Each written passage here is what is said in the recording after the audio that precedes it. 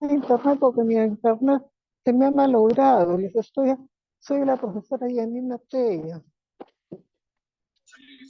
Buenas noches, Miss. Buenas Buenas noches. noches, Estoy Miss. en problemas con el internet. Voy a ver cómo hago. Solamente tengo Buenas internet. noches, maestra. Hola, mi amor. No sé Buenas cómo hacer. noches, Miss. Hola, mi vida. No sé cómo hacer llegar los contenidos para ustedes. Hola, mi amor. A ver, voy a ver. Un ratito. Un ratito, voy a ver cómo hago para conectar.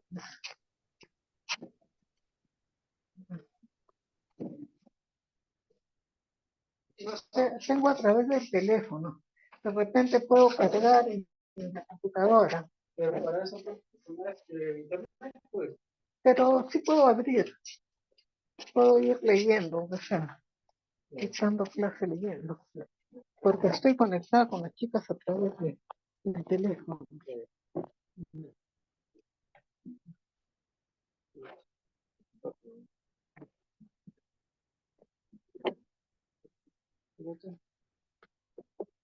Mm, bueno, debería ser.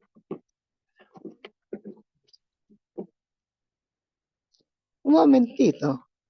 Ahorita Ya, voy a Miss. abrir la computadora. Voy a ir leyendo, que sea. Es una emergencia, pero no se van a quedar sin clase. De Ya, todas maestra. maneras. No se preocupe, maestra, le vamos a esperar. Sí, mi vida, muchas gracias. He estado caminando de Herodes a Pilato y nadie tenía computadora. Ay, qué desespero. Con tranquilidad, Miss. Nosotros le vamos a esperar. Como usted nos espera, nosotros igual le vamos a esperar. Tranquila. Mira, a ver, vamos a ver. Yo les he puesto la guía completa sobre la monografía. Sí, maestra. No lo van a ver, yo lo voy a leer nomás porque no tengo de otra. ¿Ya? Vamos a empezar. Yo voy a leer lo que yo tengo acá. ¿Ya?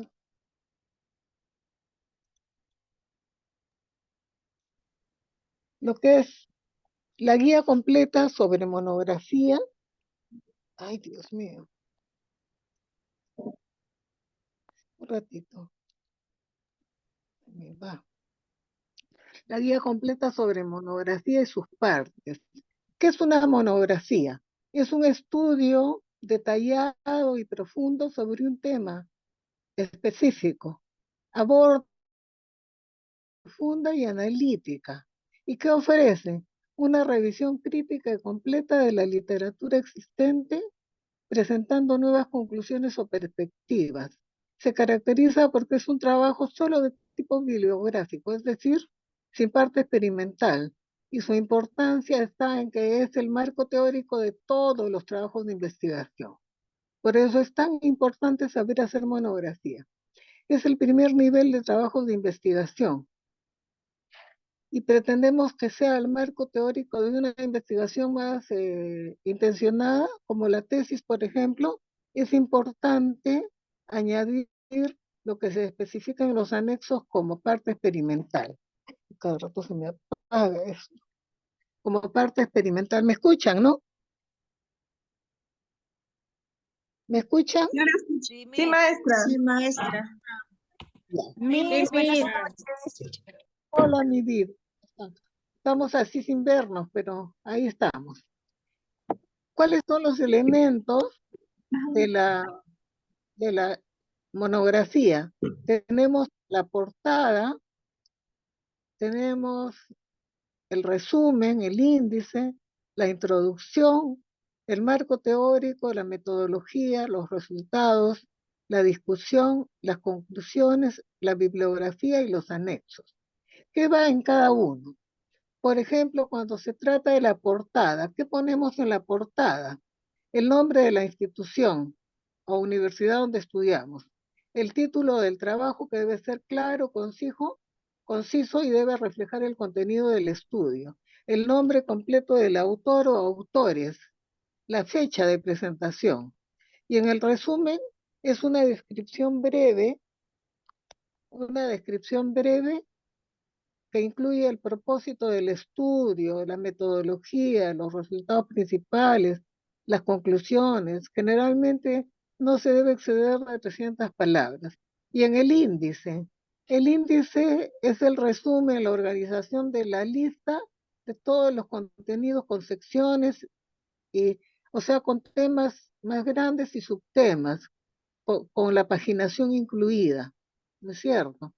Y la introducción es la contextualización del tema y su relevancia, los propósitos u objetivos. Define los objetivos del estudio, la hipótesis, que son las preguntas de la investigación. Es decir, lo que nosotros pensamos que es la raíz del problema y también la posible solución. La hipótesis es la pregunta principal que va a guiar la investigación. Profesora, ¿y el marco teórico?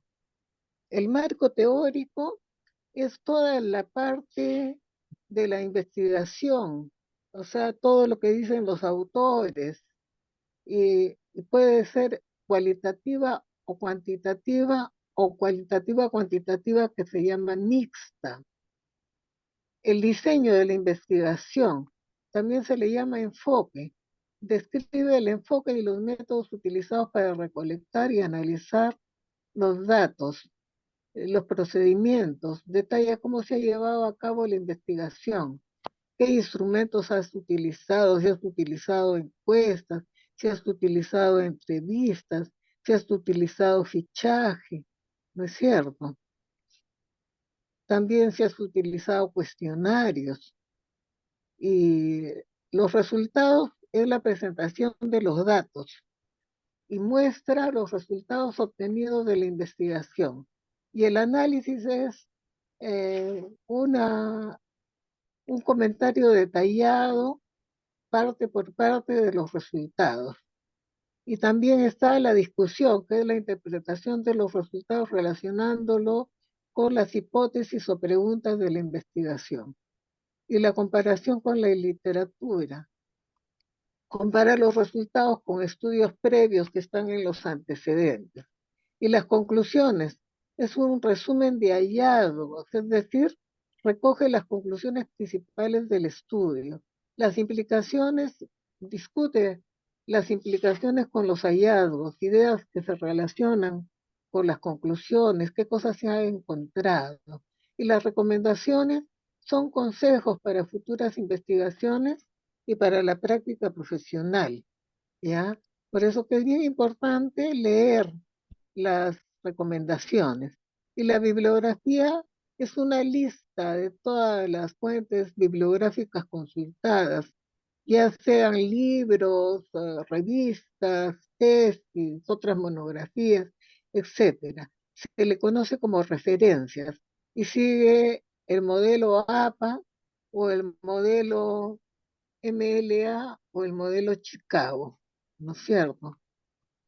La documentación, en los anexos o apéndices está la documentación adicional, o sea, materiales que nos parecen relevantes para el estudio, por ejemplo, cuestionarios, gráficos, tablas. También en algunos casos se les incluye esquemas de clase desarrollados, etcétera, lecturas que hayamos utilizado, fotografías del sitio donde estamos haciendo la investigación, el colegio donde estamos haciendo la investigación.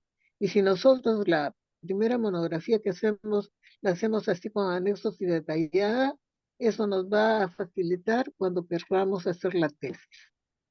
Y ojalá que estemos juntos, cosa que yo les ayudo y les saco con su tesis lista, incluso les ensayo hasta la sustentación. Las características de una monografía son la profundidad, que debe ser exhaustiva, abordar el tema de manera completa, detallada y profunda. La objetividad quiere decir neutralidad. ¿Qué pasa? Es que nosotros no podemos acomodar las cosas, los hechos, como a nosotros nos gusta, tiene que ser tal como son, de manera objetiva, sin sesgos personales. La estructura es la organización que sigue en la monografía, que tiene que ser una estructura lógica. Ay, Dios santo, esto se me apaga acá.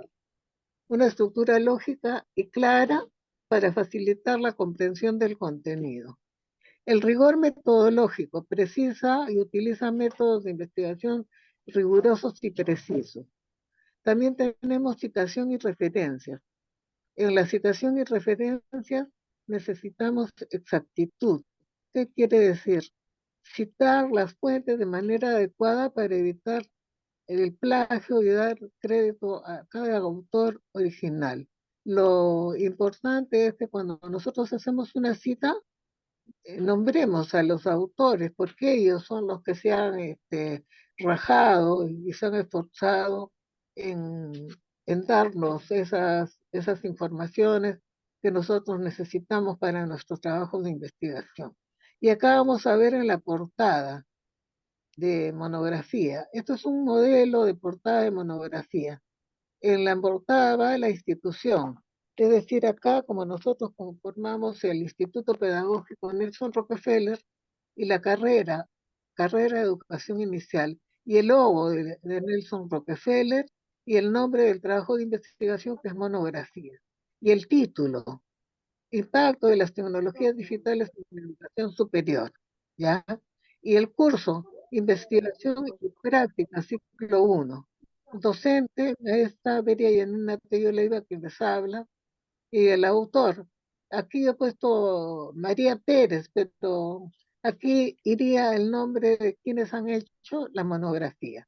Y la fecha es la fecha de presentación. Acá dice agosto 2024. Y la otra parte de la monografía, el resumen. Profesora, que vean el resumen.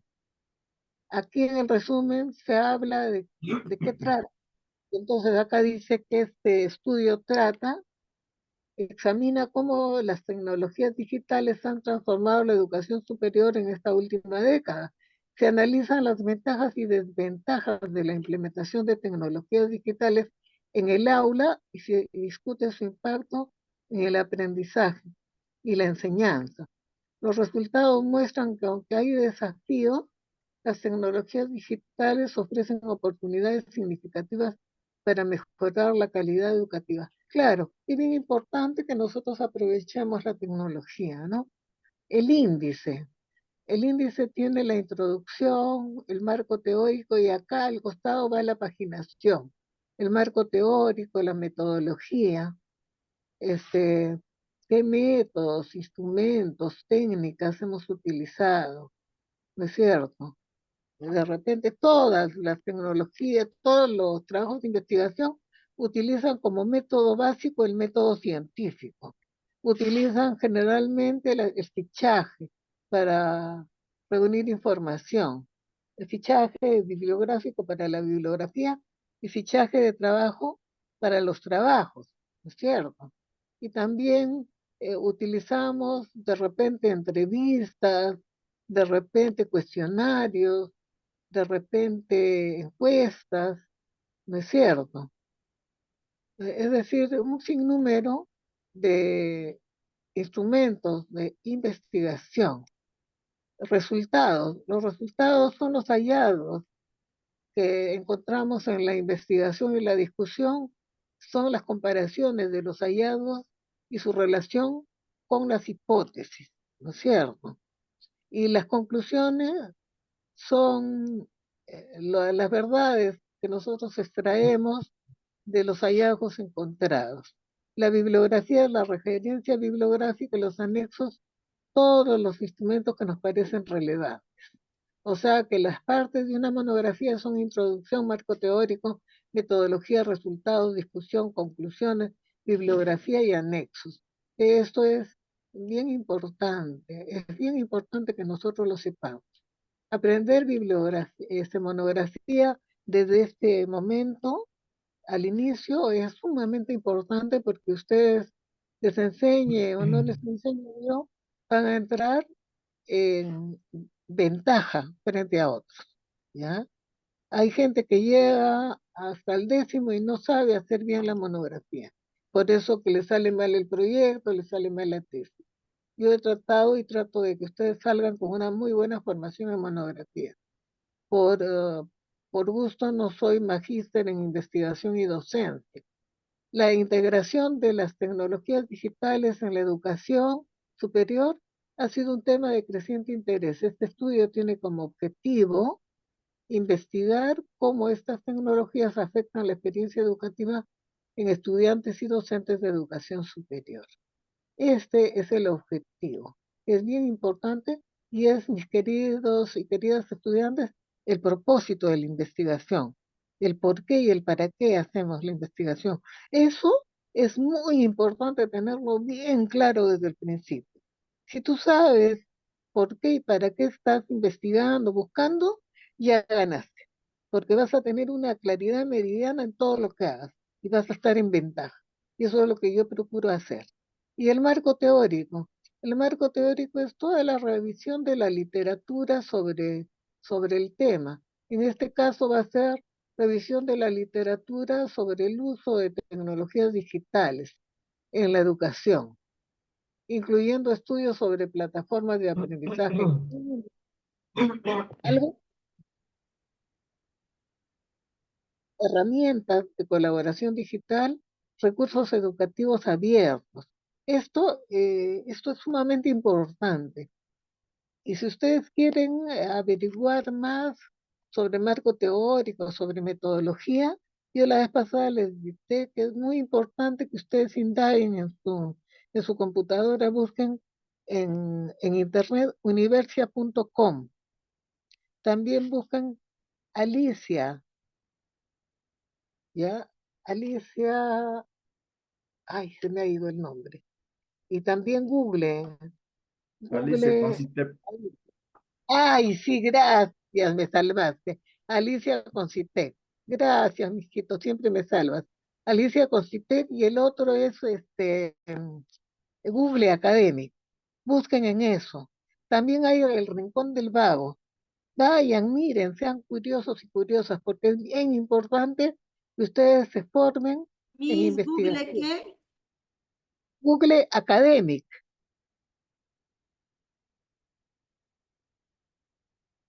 eso busca mi amor en el internet. Gracias, Miss. Sí, mijita. Cualquier pregunta estoy lista para contestarles, aunque les estoy dictando con una pata coja, con el teléfono y con esto, pero de todas maneras no se quedan sin clase. Los resultados. Dice, por ejemplo, los datos revelan que las tecnologías digitales mejoran el acceso a la información y facilitan la colaboración, pero también presentan desafíos como la distracción y la falta de capacitación adecuada. Sí, todos hemos pataleado duro y parejo cuando empezó este tema del aula virtual, ¿se acuerdan?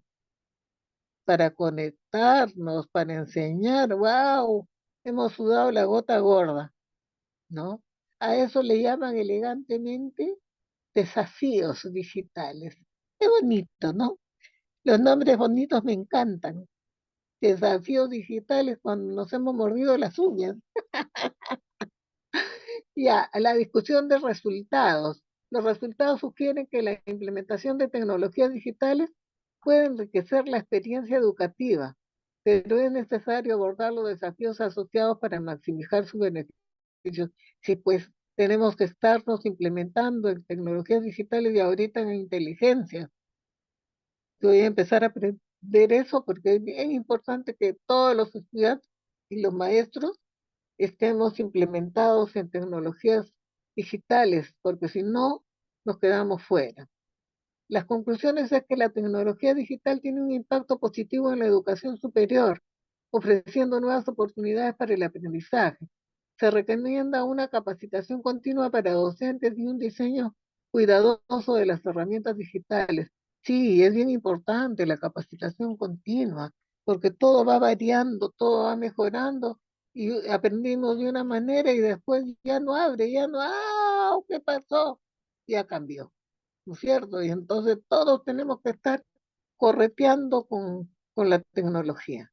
Acá la bibliografía de esto es, miren cómo ponen el apellido, el nombre, el año y el título de la obra y la editorial.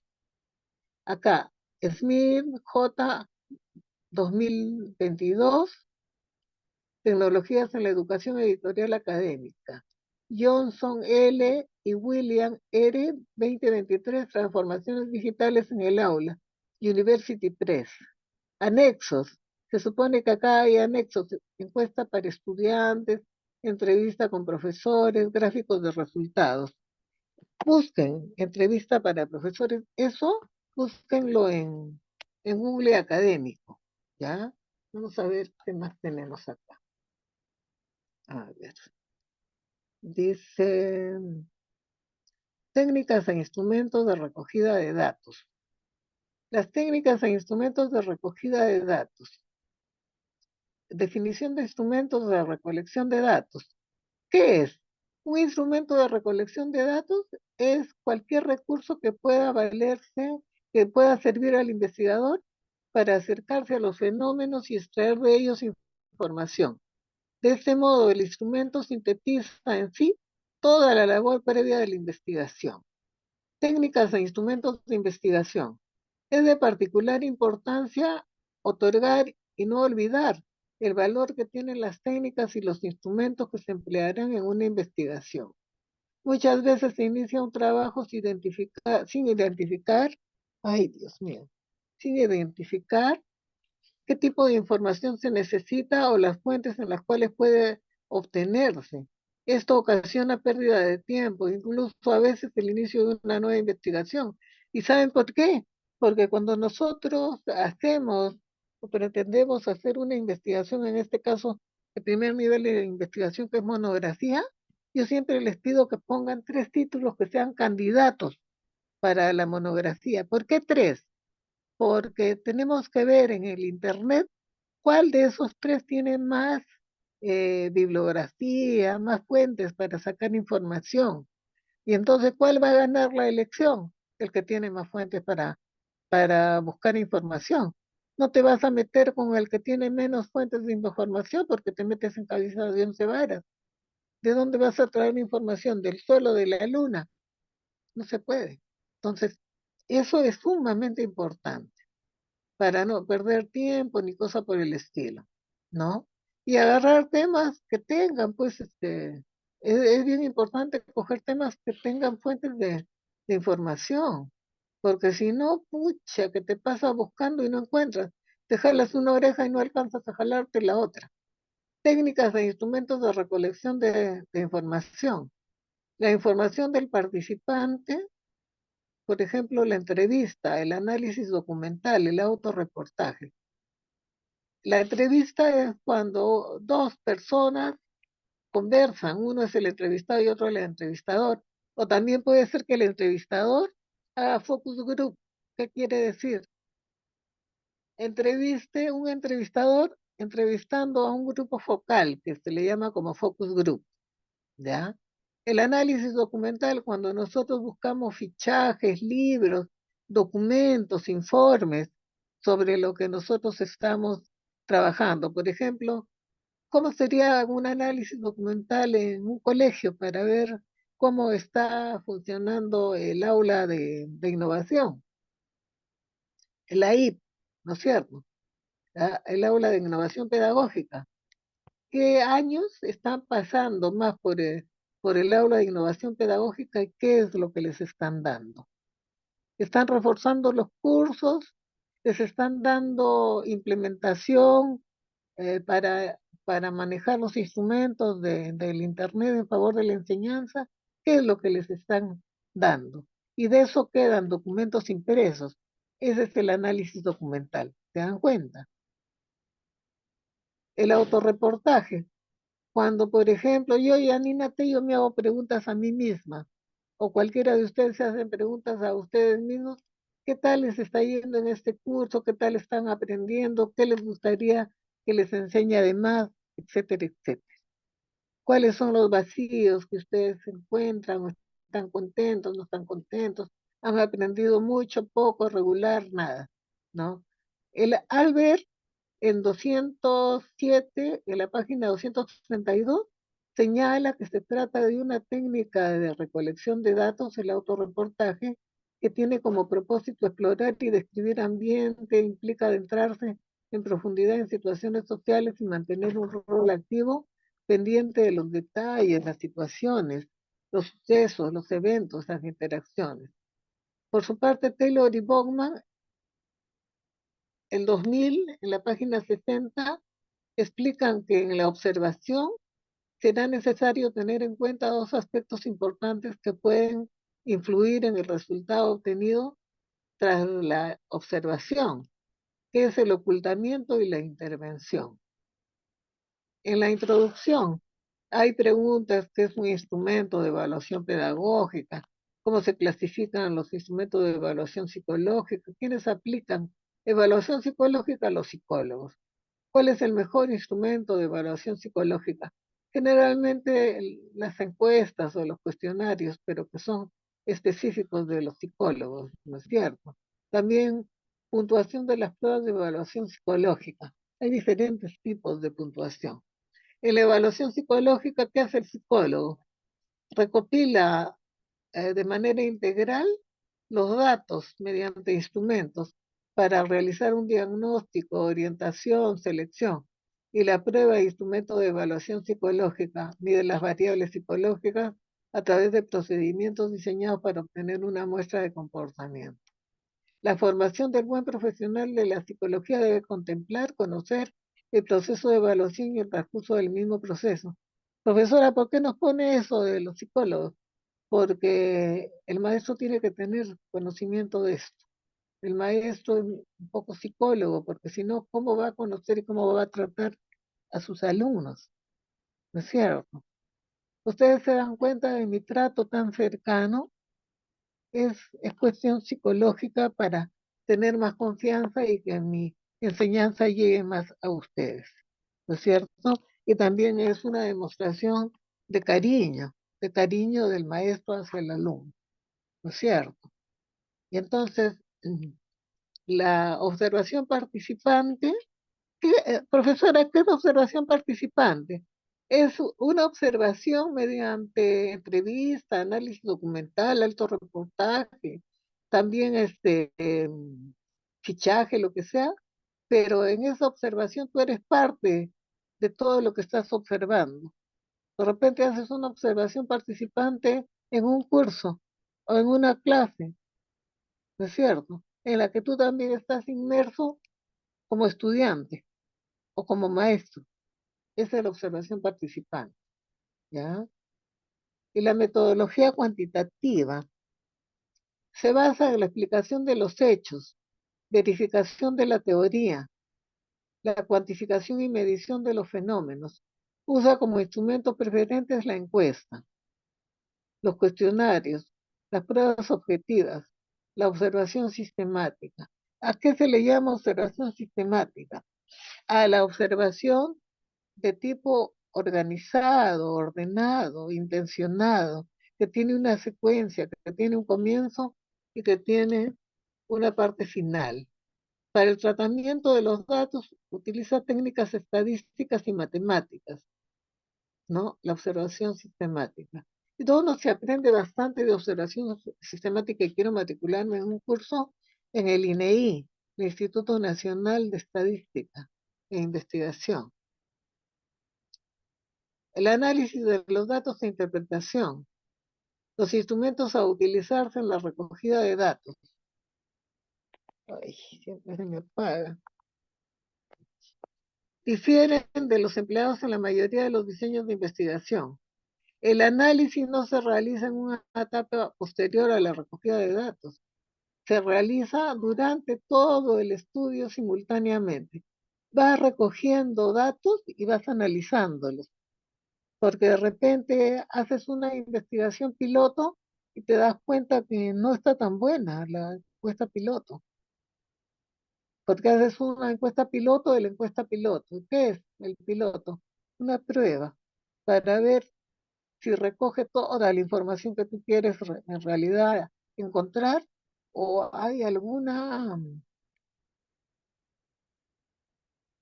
cosa que no está completa, algo que está mal de repente, ¿no? Ay, ay, ay, ay, ay. Ya me logré. Ya. Ya. El Instituto Colombiano para el Fomento de la Educación, ICFE, ha venido desarrollando proyectos que propenden el mejoramiento de la calidad de la educación. La Universidad Católica Los Andes de Chimbote dice que es conveniente que los percentiles, según sea el caso, se calculen en base a resultados obtenidos. Es decir, cuando la investigación está utilizando estadística, ¿no es cierto? Para que los resultados obtenidos en la aplicación de puesta piloto, aprovechando el cálculo de la validez y la confiabilidad del instrumento. ¿Qué es la validez? La validez es que el instrumento mida lo que se quiere medir. ¿Cómo es eso, profesora? Que si yo estoy midiendo memoria, pues el cuestionario mida memoria y no vaya a medir estado de ánimo, ¿no es cierto? Y la confiabilidad del instrumento es que así yo lo aplique 40 veces en distintos ámbitos o en el mismo ámbito, me dé los mismos resultados, ya que los resultados no varíen. Y los objetivos fundamentales de la evaluación en las unidades de información, ¿cuáles son? Dar el máximo de servicios a los usuarios de modo eficaz y eficiente y examinar el cumplimiento de los programas de actuación actuales y planificar el futuro de los servicios en cuestión. Puede ser servicio médico, servicio psicológico, servicio educativo. Depende de lo que estés averiguando, y si es negocio, servicio de mercadeo, y si es productividad, servicio de mejoramiento de la producción en la empresa, etcétera, ¿no? O sea que siempre tenemos que tener en cuenta qué es lo que estamos averiguando. La metodología de la investigación y el diseño. La recolección de datos mediante la aplicación de instrumentos según la técnica escogida nos va a decir qué procedimiento estamos utilizando. ¿Y para qué nos sirve el procedimiento? ¿Cómo organizamos, cómo codificamos y cómo vamos a hacer la tabulación? Y el análisis e interpretación y las pautas para elaborar las conclusiones. Es decir, todo tiene una, una metodología para llevarlo a cabo. Eso es sumamente importante. La estructuración y composición del informe también. La parte inicial del cuerpo y la parte final. ¿Cómo es que se lleva a cabo? Y otra de las herramientas, los instrumentos de recogida de datos, es el portafolio, que es un instrumento que ustedes están utilizando, que compila todos los trabajos realizados por ustedes durante un curso, durante una disciplina. Se pueden agrupar datos de visitas técnicas, resumen de textos, proyectos, clases, informes, anotaciones diversas. El portafolio incluye pruebas, autoevaluaciones de los estudiantes, la lista de técnicas para establecer el rapport. ¿Qué es el rapport? Es la buena relación existente entre el docente y los alumnos, entre el psicólogo y el paciente. Pueden extenderse casi indefinidamente la lista de técnicas, porque son muchísimas. El asunto es que desde el principio el clínico trate por cualquier medio de crear un ambiente confortable y cálido. Acá se habla del clínico, pero no solamente es el clínico, también es el pedagogo, ¿no es cierto?, el profesor. Y que haya una relación que anime al cliente o al alumno a hablar honestamente de cualquier tema que sea relevante en la entrevista. En la entrevista de repente nosotros estamos indagando problemas educativos que el alumno quiere estudiar para hacer su monografía. Depende del tema que le llame la atención. El tamaño depende del número de variables y dimensiones a medir. El interés de las respondientes y la manera de cómo se administrará. De este punto de vista se hablará en el siguiente apartado. Los cuestionarios, que duran más de 45 minutos, no deben ser. No deben ser, ¿saben por qué? Porque cansan al alumno, cansan, resultan tediosos, y los que tienen que responder el cuestionario se desaniman de responder, les quitan la motivación. Los cuestionarios de personalidad, por ejemplo, en la crisis de la modernidad, ¿no? El estudio de casos. En el contexto de la crisis de la modernidad, el Centro de Investigación del Decanato de Administración y Contaduría de la Universidad Centro Occidental, Lisandro Alvarado Barquisimeto en Venezuela, doctor Pedro. Este es un ejemplo, ¿no es cierto?, del estudio de caso, ¿ya? La validez y la confiabilidad de los instrumentos de investigación para recolección de datos. Cuenta con la evaluación de un cuestionario, los cuales los englobaremos bajo 3 encabezados principales. Cuando uno aplica un cuestionario, tiene que ver la validez, la confiabilidad y la utilidad práctica. La validez es que realmente mida lo que tiene que medir. La confiabilidad es que realmente pueda dar resultados que sirvan para la investigación. Y la utilidad práctica es que los resultados, ¿no es cierto?, nos sirvan pues de verdad para una investigación decente, que no sean datos a la criolla, sino que sean datos que estén bien fundamentados. Los instrumentos para la observación. El cuestionario de observación recoge aspectos que le interesan al profesor. Un guión de observación recoge de forma organizada los puntos de nuestro interés. Una lista de control enumera los aspectos cuya presencia o ausencia se desea observar. Un cuadro comparativo es una tabla o diagrama que hace posible que se comparen dos o más elementos, fenómenos o grupos de datos. Este tipo de diagrama comparativo puede ofrecer datos de naturaleza cuantitativa o cualitativa. Son una buena herramienta de comparación visual. Cuando la investigación está altamente estructurada, a menudo se utilizan instrumentos o herramientas para recolección formal de datos. Las principales técnicas de recolección de datos tenemos las entrevistas, la encuesta, que es un cuestionario que se pone para que todos puedan contestar, la observación, la sesión de grupo. La entrevista, ¿qué es? Los instrumentos para la observación. Algunos de esos instrumentos son los siguientes. El cuestionario de observación que recoge aspectos que interesan al profesor. Un guión de observación que recoge de forma organizada todos los puntos. La lista de control que enumera los aspectos cuya presencia o ausencia desea observar. La metodología de la investigación cualitativa y cuantitativa. Tenemos la entrevista estructurada. ¿Qué es, profesora, la entrevista estructurada? La entrevista estructurada es una entrevista que es muy formal. Es una entrevista que no permite que uno pueda agregar de su propia cosecha, porque la entrevista está armada de tal manera que las preguntas son preguntas cerradas, ¿ya? Y nos muestra técnicas e instrumentos y procedimientos de análisis. El estudio de caso es un análisis de caso, a case study, que es un instrumento o método de investigación que se origina en la investigación médica, psicológica y luego educativa.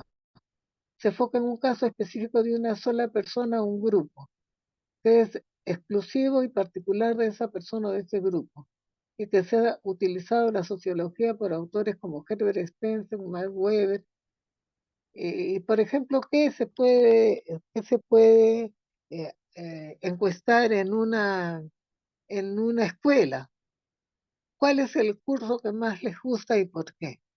¿Y cuál es el curso que les parece muy difícil y no les gusta y por qué? ¿Y cuál es la modificación en cuestión de enseñanza y aprendizaje que los alumnos harían en el curso, por ejemplo, de matemáticas, que es el curso que a la mayoría nos lleva a cuircunchos, ¿no es cierto? Herbert dice que este tipo de herramientas pueden ser utilizados en la sociología, nos dice Herbert Spencer y Max Weber. Y también nos dice, si el método es el camino, la técnica nos da las herramientas para recorrer ese camino, para recorrer el método.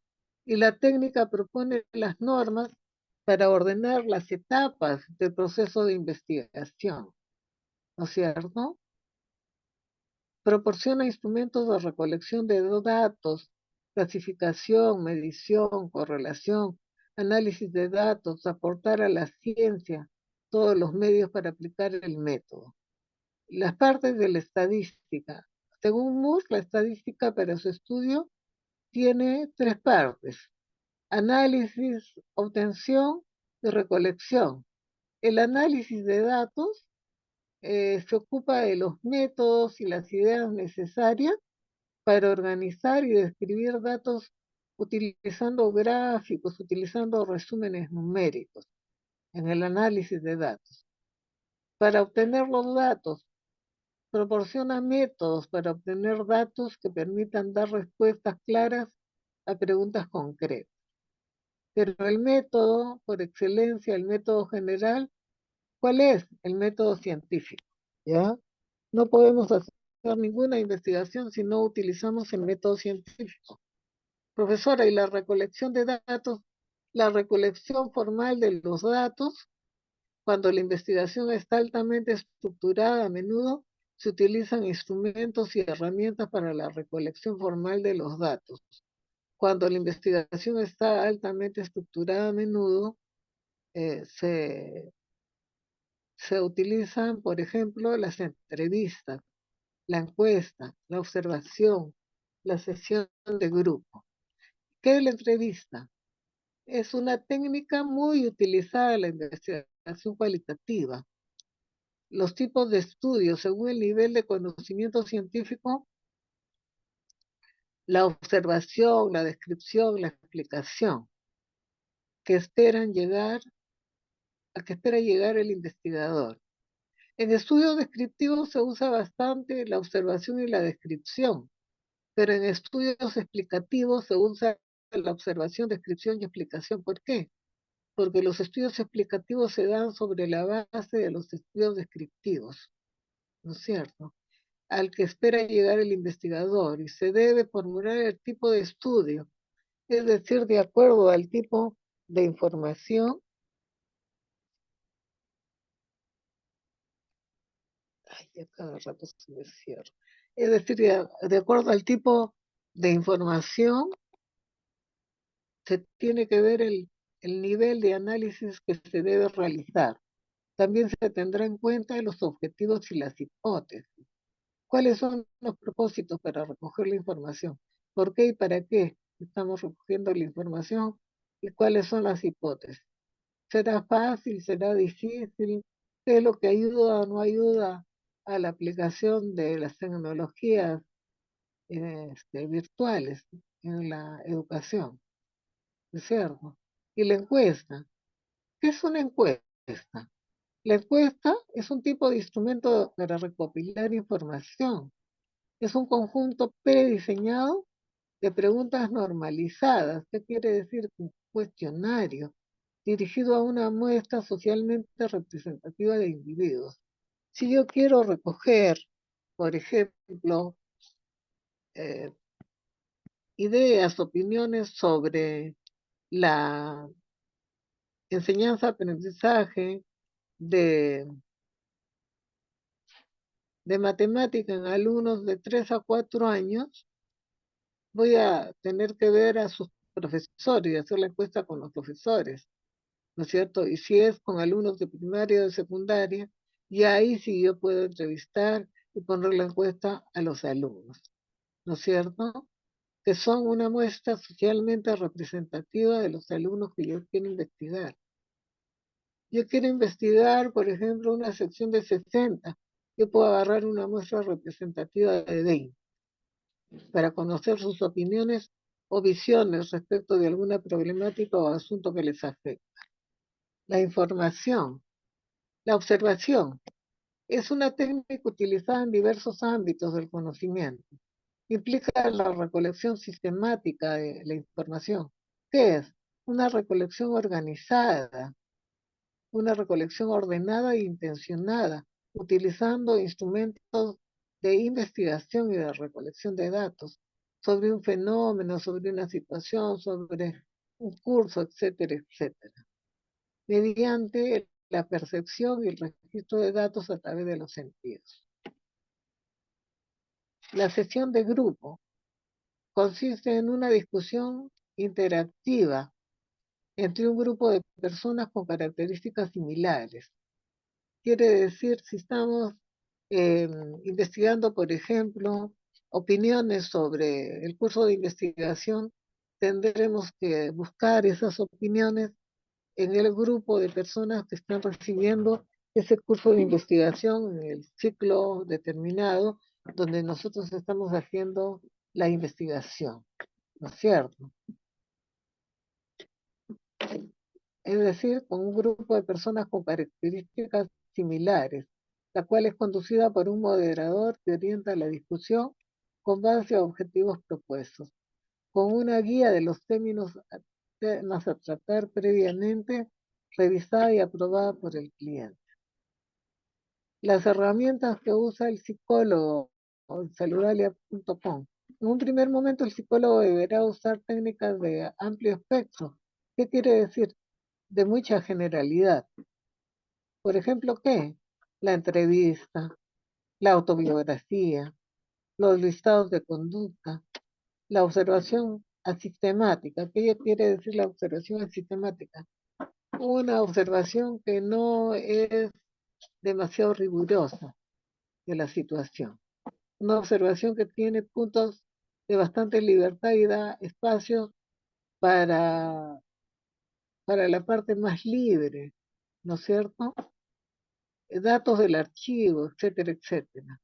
En un segundo momento se aplican técnicas generales como autorregistros, observación sistemática, pruebas estandarizadas.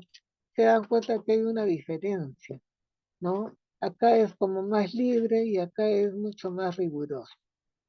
La entrevista, la autobiografía, los listados de conducta, la observación sistemática de la situación, datos de archivo, autorregistros, luego ya la observación sistemática, las pruebas estandarizadas y la entrevista. Estas tres últimas ya son mucho más rigurosas, porque ahí ya nosotros no le podemos poner de nuestra propia cosecha, ¿no? La entrevista es una técnica de gran utilidad.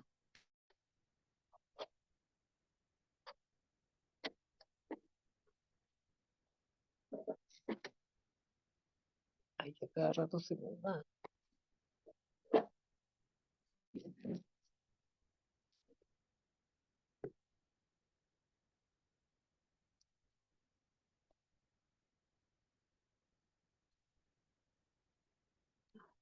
Ay, se me fue.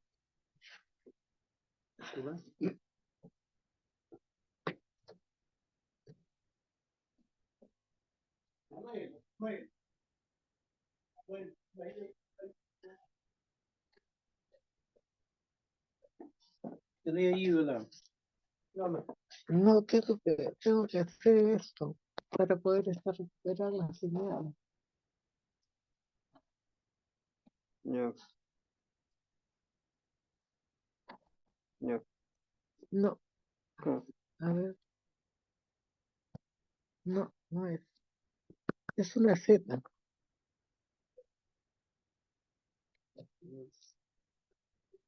Ya, ya está. Mil disculpas. La entrevista, gracias. La entrevista es una técnica de gran utilidad en la investigación cualitativa, de acuerdo con Richard y otros, el 92 en la página 303. Dice que ¿qué es la entrevista? Una conversación dirigida entre el investigador y un individuo o grupo de individuos con el propósito de recolectar información. El término entrevista puede llegar a ser un tanto engañoso dado su estrechez. Es una entrevista resumen. Es un diálogo entablado entre dos o más personas. El entrevistador formula preguntas y el entrevistado las responde. Se trata de una técnica empleada para diversos motivos de investigación, temas de interés, selección de personal o divulgación científica. La autobiografía es la narración de una vida o parte de ella, escrita por el propio protagonista mostrando su nacimiento, sus logros, sus fracasos. Cada rato se me va. Sí.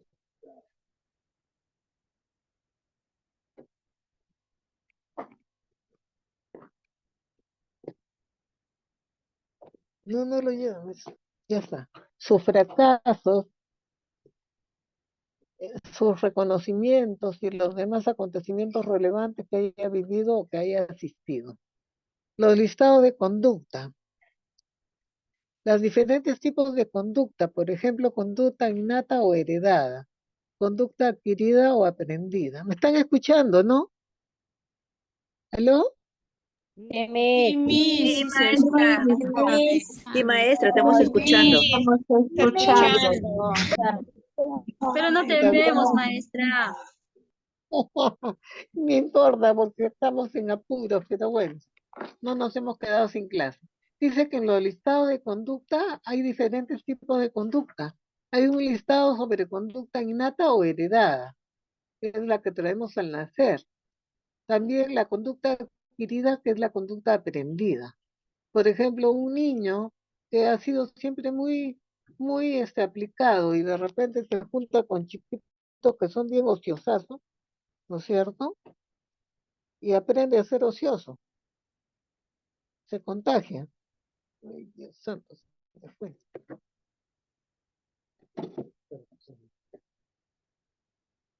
Ya, aprende a ser ocioso, es una conducta adquirida o aprendida.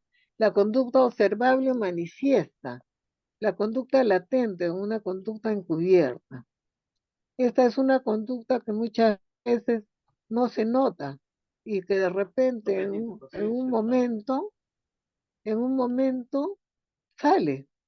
Por ejemplo, hay gente que ni se ha dado cuenta de que tiene cierto sesgo de violencia y de repente en un momento de exacerbación, de repente agarra una pistola y mata a alguien cuando no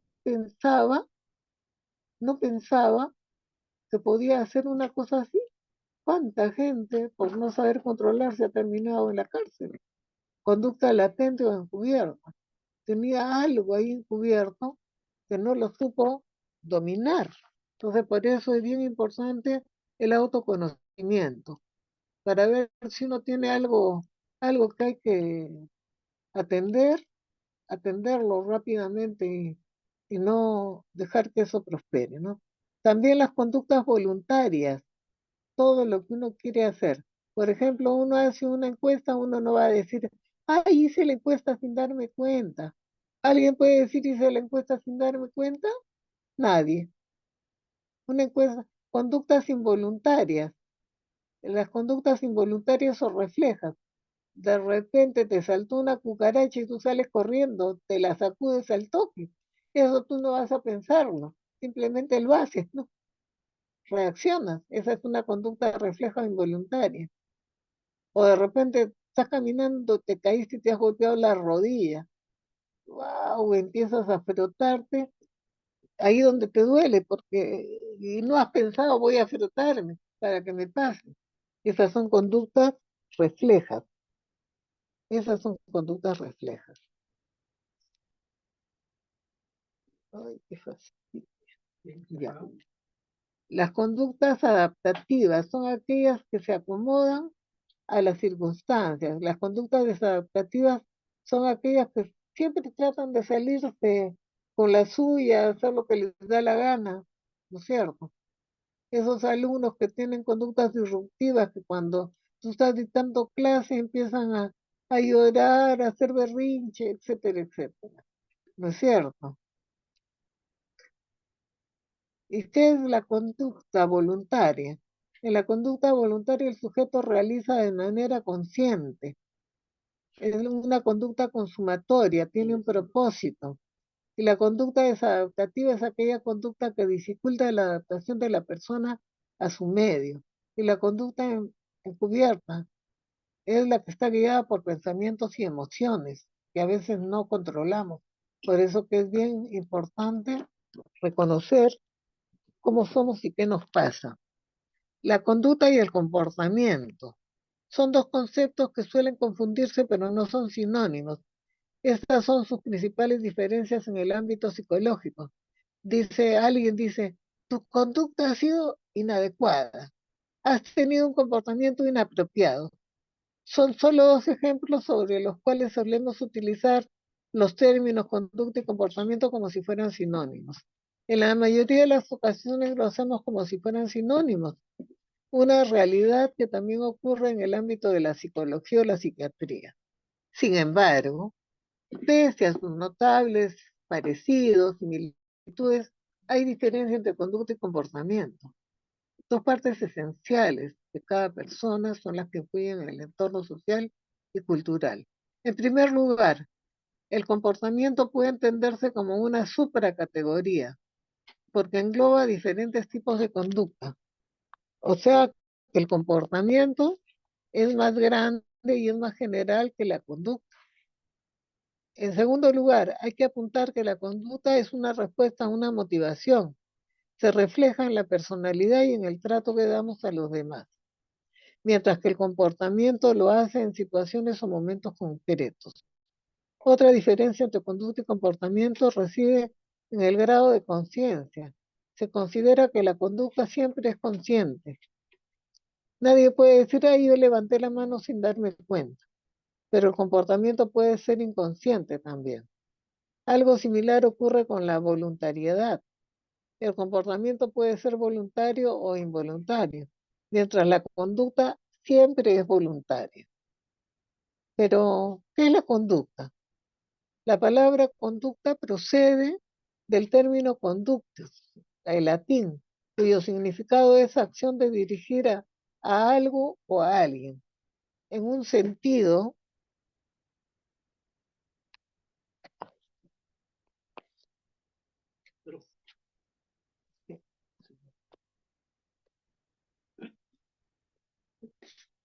ay,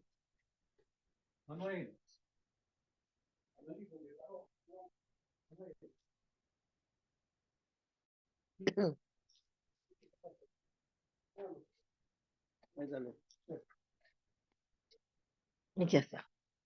Gracias. Viene el latín conductus, cuyo significado es acción de dirigir a alguien o a algo. Todo lo que hacemos es conducta. Si nos levantamos de la silla, si cogemos un objeto, si caminamos, si hablamos. Es más, incluso estando quietos tenemos conductas mentales, como puede ser pensar, imaginar, soñar. No es posible la ausencia de conducta. No obstante, es importante delimitar el concepto.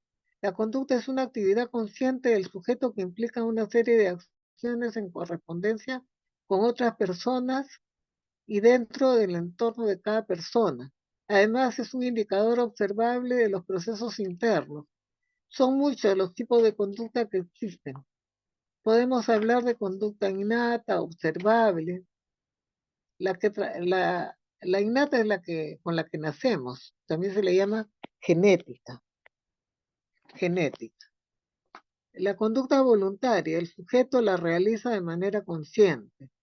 La conducta observable es la que se puede ver desde el exterior. La conducta consumatoria es la que tiene un propósito. La conducta desadaptativa dificulta la adaptación de la persona a su medio. La conducta encubierta son los pensamientos o emociones, que a veces nos pueden traicionar. ¿Qué es el comportamiento?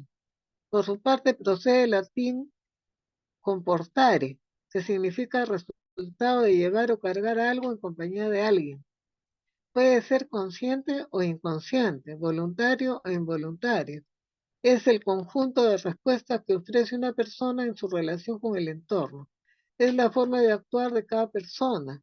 En cierto modo, el comportamiento es una categoría superior que representa una forma de las conductas de un individuo, de cómo clasificarlas, ¿no es cierto? Hay cuestiones psicológicas, genéticas, culturales y económicas que pueden influir sobre el comportamiento. Estas cuestiones provocan que una misma persona presente un comportamiento diferente.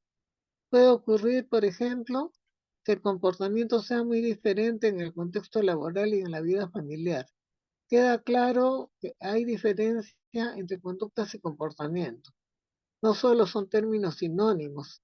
Las personas podemos adoptar una amplia variedad de conductas, mientras que el comportamiento hace referencia a algo mucho más concreto que está acotado a un fin, a un estímulo, a un momento, un espacio determinado.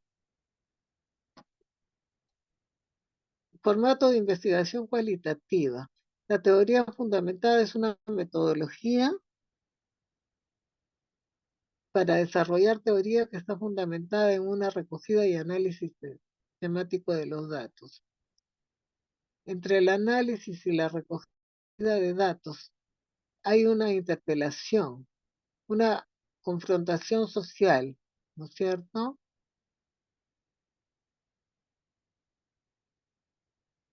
Dice la continua confrontación social en México, la creación de nuevos conceptos académicos, el desarrollo cultural moderno de la familia, los cambios rápidos en todos los órdenes, la globalización y los avances tecnológicos, entre otros factores aunados a la creciente preocupación por los demás temas de énfasis en la formación y su interdependencia con los temas sociales.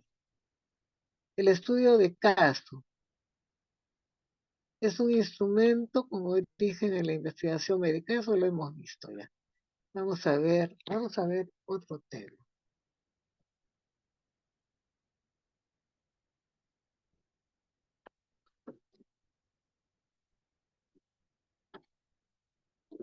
Vamos a ver si pueden escuchar al doctor Walter Rizzo. Algo vamos a ver sobre trabajo colaborativo. De repente no lo pueden escuchar. A mí me escuchan, pero de repente no lo pueden escuchar.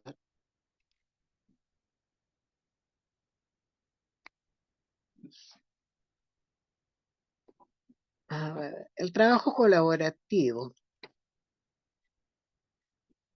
Es un contexto, en un contexto educativo es un modelo de aprendizaje interactivo que invita a los estudiantes a construir juntos, lo cual demanda conjugar esfuerzos, talentos y competencias.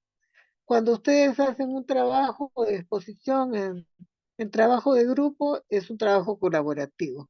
Ustedes todas han tenido sus notas gracias al trabajo colaborativo, mediante una serie de transacciones que les permitan lograr las metas establecidas consensuadamente.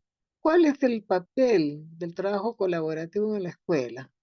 Es el empoderamiento y responsabilidad. El trabajo colaborativo permite a los estudiantes de todos los niveles asumir responsabilidades compartidas.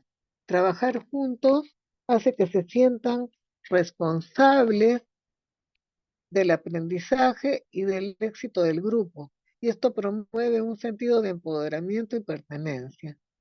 ¿Qué es trabajo colaborativo en la educación? Aprender colaborativamente implica trabajar en conjunto para solucionar un problema o abordar una tarea teniendo un objetivo común y velando porque no solo la actuación individual, sino que la de todo el colectivo se fortalezca. ¿Cómo se aplica el trabajo colaborativo en el aula?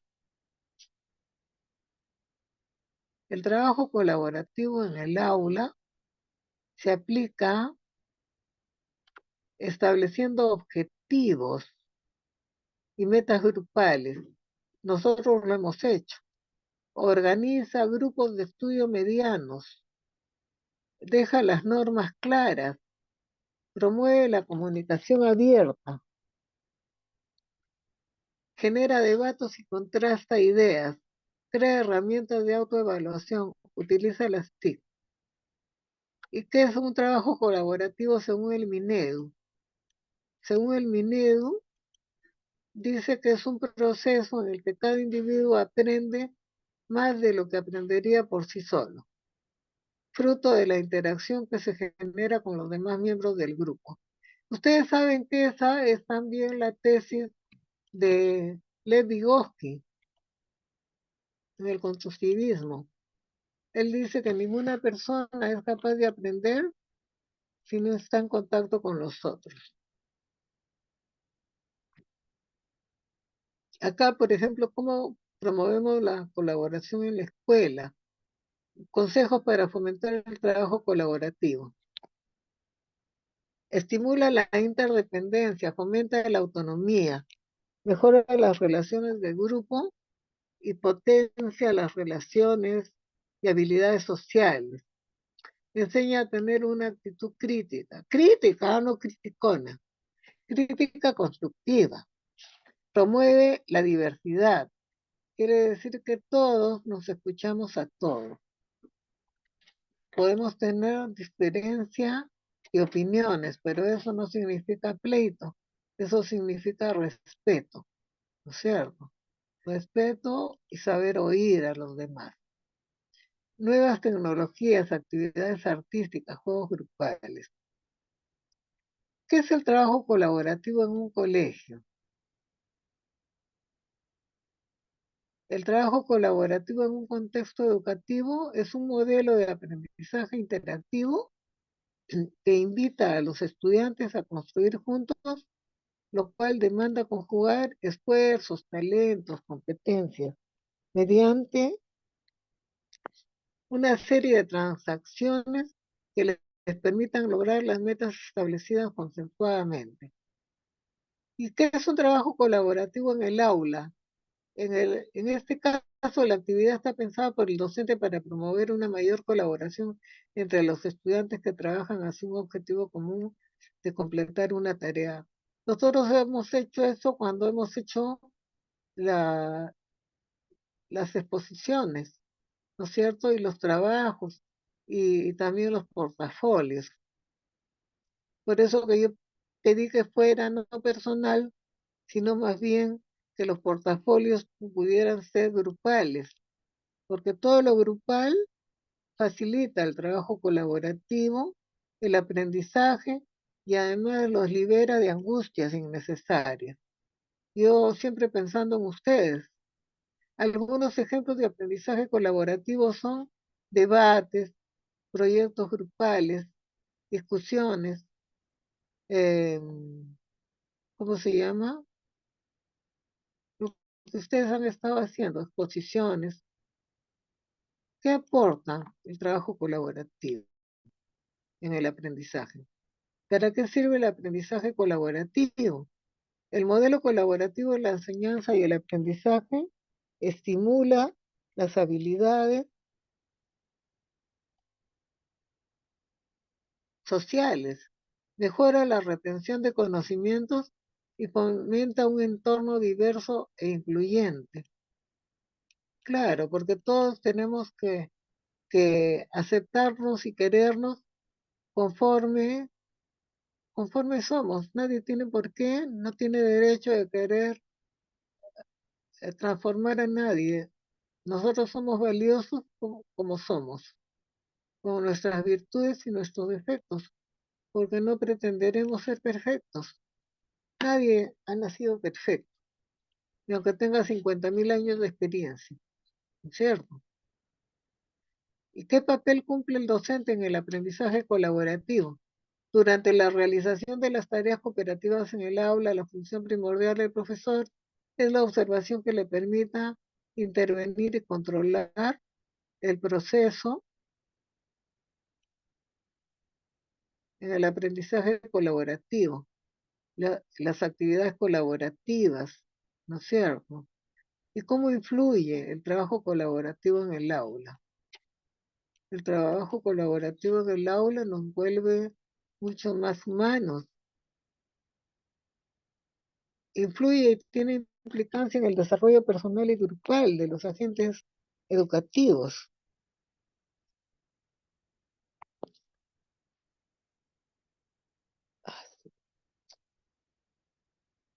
El de los agentes educativos generando una mejora en la calidad del aprendizaje significativo y un clima institucional bueno. Además, no solo eso, nos trabaja y nos mejora en humanidad, nos mejora en relaciones humanas, ¿no es cierto? Por ejemplo, entre ustedes y yo estamos haciendo ahorita un trabajo colaborativo gracias a la gentileza de su comprensión. ¿Y por qué hacen eso? Porque también cuando yo tengo que ser comprensiva y colaborativa, muchas veces lo he hecho. Y es una manera de enseñar cómo tenemos que ser, ¿cierto? Y entonces vamos a ver beneficios del aprendizaje colaborativo. Dice que mejora las habilidades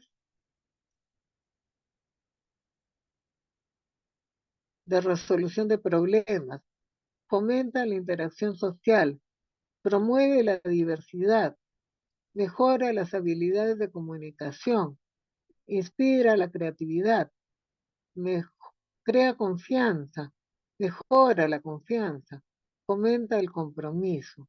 Es cierto, es cierto, en el trabajo colaborativo no hay jefes y entonces uno se compromete con nuestro propio aprendizaje. ¿Y qué mejor?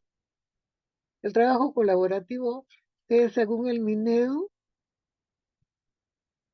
dice que el trabajo colaborativo es una metodología fundamental de los enfoques actuales de desarrollo profesional docente y su esencia es docentes estudien, compartan experiencias, analicen e investiguen juntos acerca de sus prácticas pedagógicas en un contexto institucional y social determinado. Bueno, eso está muy bueno, ¿eh? Esto está muy bueno porque es darles un espaldarazo a todo lo que los docentes tienen que hacer, ¿no es cierto? Y también estimularlos para que el docente por naturaleza sea investigador. El aprendizaje colaborativo es una manera de aprender en equipo, en el que los alumnos se dividen en pequeños grupos con conocimientos y habilidades similares, claro, para poder llevar a cabo una tarea asignada. ¿Cuáles son los tipos de trabajo colaborativo? Algunos de los tipos de trabajo colaborativo más comunes son la lluvia de ideas o brainstorming. ¿Qué es?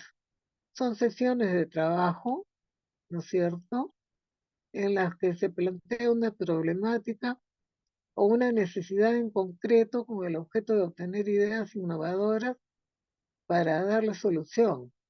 También trabaja en cascada, trabajo en paralelo, colaboración remota, co-creación, ¿no es cierto? Algo que vamos creando en conjunto, con colaboración. ¿Y cómo promover el trabajo colaborativo en la escuela? ¿Qué puedo realizar para fomentar el trabajo colaborativo en mi clase? Es lo que pregunta un profesor. Elegir y planificar una actividad a realizar en grupo, para el logro de un resultado de aprendizaje de mi asignatura. Decidir la cantidad de estudiantes por grupo. Decidir cómo fomentar los grupos. Claro, el asunto es fomentar los grupos buscando, buscando similitudes, pues, ¿no? Porque los que tienen similitudes se, se engarzan mejor en el grupo, se llevan mejor. Y decidir cómo formar los grupos, ¿no? ¿Qué puedo realizar para fomentar? Elegir y planificar una actividad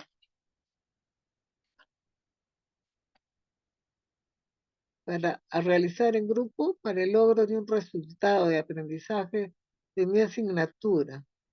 Decidir la cantidad de estudiantes y decidir cómo formar los grupos. Claro, tiene que haber una norma, un criterio. De repente, grupos que son más estudiosos, un grupo. Otro grupo que tiene un aprendizaje medio. Otro grupo que tiene un aprendizaje bajo, pero que al estar en grupo van a sentirse apoyados, ¿es cierto?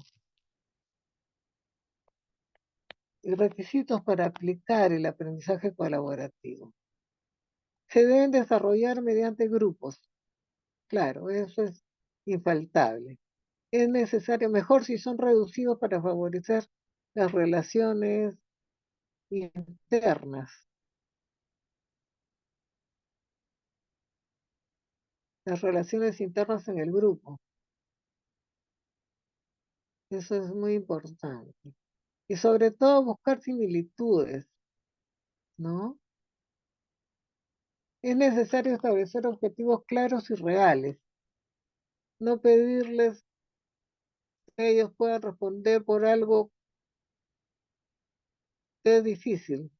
Es decir, darles objetivos que sean alcanzables. Eso es bien importante. No se trata de hacerlos sentir mal. Se trata de que se ayuden, pero no darles cosas que los puedan frustrar. Los plazos que se establecen deben ser asumibles.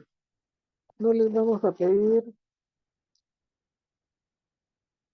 ay, no les vamos a pedir que hagan un trabajo imposible y en un tiempo récord, no se pasen. Tenemos que darles tareas que sean posibles de hacer y sin crear frustración. Y la autoevaluación debe ser una parte importante del proceso. Que ellos se den cuenta si aprendieron o no aprendieron, ¿no es cierto? ¿Cómo fomentar la participación y colaboración en el aula? 5 consejos para mejorar la participación de los estudiantes. Fomentar un ambiente seguro de confianza. Sobre todo esto es más para los que están en el último año de inicial, que ya son más grandecitos y se dan cuenta. Utilizar diferentes metodologías de enseñanza. Establecer metas claras y desafiantes. Proporcionar retroalimentación constructiva. Claro, tenemos que estar al pie, qué están haciendo, cómo lo están haciendo, para ver si se están equivocando y en qué podemos ayudarlos, qué podemos apoyarlos. También utilizar recursos y materiales que les llamen la atención, que sean interesantes, que les creen expectativa, curiosidad. ¿Y qué es un trabajo colaborativo? Un ejemplo. Un trabajo colaborativo es una filosofía que implica la colaboración de un grupo de individuos que trabajan juntos por un objetivo común. Se distingue de otra forma de trabajo en equipo porque implica un mayor número de personas que suelen tener más libertad a la hora de completar su trabajo. ¿Cierto? Claro. ¿Y qué es el trabajo colaborativo según Vygotsky?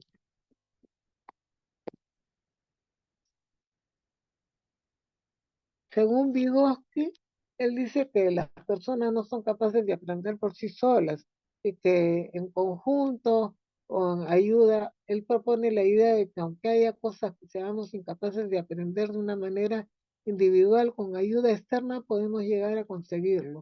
Por ejemplo, con la ayuda del maestro que sabe más. Según él, en el momento en el que se produjera una interacción entre 2 o más personas, se está dando la posibilidad de producirse conocimiento colaborativo. Sí, pues, eso es cierto. ¿Y por qué? Porque es importante. Bueno, ya nos queda poco tiempo. Miren, llegamos hasta ahí y los contenidos probablemente se los mando por correo o en el mismo WhatsApp. Si mañana tengo ¿cómo se llama? Internet, les mando para mañana. Muchas gracias por su comprensión. De todas maneras, no nos hemos quedado sin clase. Las quiero muchísimo. Gracias, Miss. Gracias, maestra. Bendiciones. Buenas Cuídese. noches, Gracias, Miss. Miss. Buenas Cuídese. noches. Todas las adoro. Buenas noches, Miss. Cuídese. Gracias, chiquitas. Las quiero.